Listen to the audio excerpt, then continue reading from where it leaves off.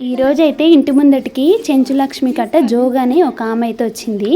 ఆమె వచ్చి నాకైతే ఇంట్లో బియ్యం నూనె అవన్నీ అడిగింది. తన మాటలో అయితే వినేసేయండి.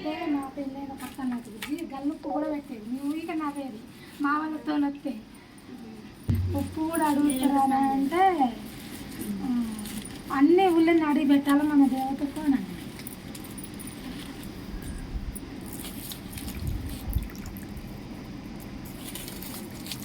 అది పప్పు కాదు.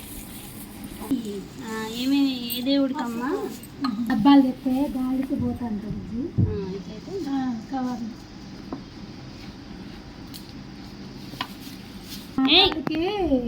ఎప్పుడైనా ఊళ్ళని అడిగి పెడతాం.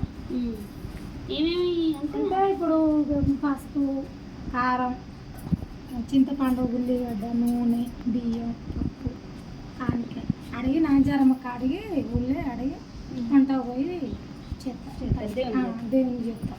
గండ దీపం పెట్టి నాంచారమ్మ నిండు పొద్దుల మనిషిని లమ్మడోళ్ళు పాత్రలు తీరట ఇక్కడ అట్లా. అందుకే నా తల్లికి ఊళ్ళని అడిగి పెడతాం. ఇళ్ళు తిరగాలంటే ఎందుకు తిరుగుతాం? ఆ తల్లి ఊళ్ళని అడిగి ఊళ్ళో సోజ్ చెప్తాను పోతే ఆ నిండు పొద్దుల మనిషి చెప్తే నిండు పొద్దుల మనిషిని తీసుకురావాలంటే ఎవరు లేదు అట్లా నిండు పొద్దుల మనిషి ఆడే ఉండదట. అందుకోసం ఇంకా అటు చూసి ఆమెను బోర్ తీసి పోతుంది. ఆమె శాపన వెళ్ళిరా.